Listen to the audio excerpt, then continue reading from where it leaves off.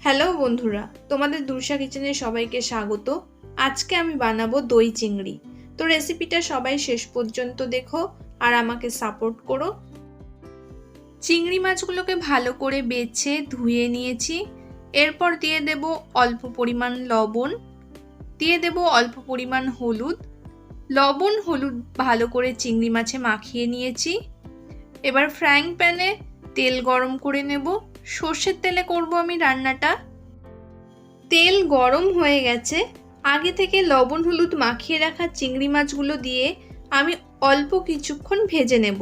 চিংড়ি মাছ আমি বেশি ভাজবো না, তাহলে টেস্টটা নষ্ট হয়ে যাবে। এরপর চিংড়ি মাছটা একটু নাড়াচাড়া করে নেব। চিংড়ি মাছটা আমার ভাজা হয়ে গেছে। এবার আমি চিংড়ি মাছগুলো তুলে নেব। মাছ ভাজার তেলে আমি দিয়ে দেব ছোট ছোট করে রাখা টমেটো কুচি। টমেটো কুচি দিয়ে আমি অল্প কিছুক্ষণ নাড়াচাড়া করে নেব। এরপর দিয়ে দেব পেঁয়াজ বাটা। একটা মিডিয়াম সাইজের পেঁয়াজ আমি বেটে নিয়েছি। এরপর দেব 1 চামচ রসুন বাটা, দিয়ে দেব 1 চামচ আদা বাটা, 2 চামচ মতো কাঁচা লঙ্কা বাটা আমি দিয়ে দেব। ঝালটা তোমরা তোমাদের পরিমাণ মতো দেবে। এরপর আমি ভালো করে নাড়াচাড়া করে মশলাটাকে মিশিয়ে নেব তেলের সঙ্গে।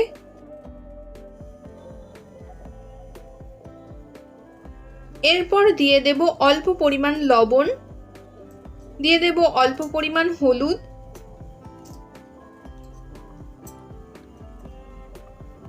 দিয়ে দেব 1 চামচ মতো কাশ্মীরি লঙ্কার গুঁড়ো। কাশ্মীরি লঙ্কার গুঁড়ো দিয়ে আমি ভালো করে নাড়াচাড়া করে নেব।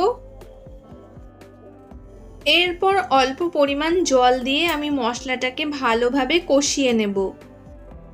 এরপর একটু নাড়াচাড়া করে নেব।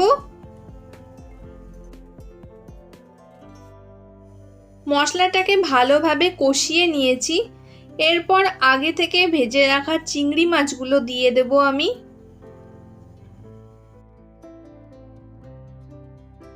চিংড়ি মাছগুলো আমি ভালোভাবে মশলার সঙ্গে মিশিয়ে নেব।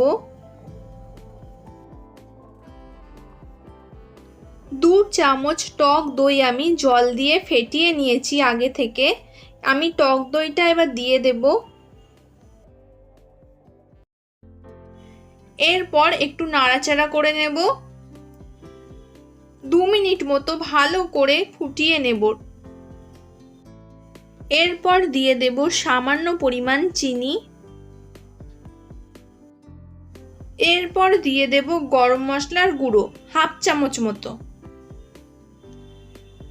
গরম মশলার গুঁড়ো দিয়ে আমি ভালো করে নাড়াচাড়া করে নেব।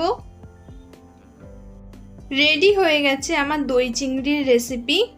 আজকের রেসিপিটা তোমাদের কেমন লাগলো তোমরা কমেন্ট করে জানিও। ভালো লাগলে লাইক করো, বেশি বেশি করে শেয়ার করো। আমার চ্যানেলে নতুন ফ্রেন্ড হয়ে থাকলে চ্যানেলটিকে অবশ্যই সাবস্ক্রাইব করে দিও আর পাশে থাকা বেল আইকন প্রেস করে দিও।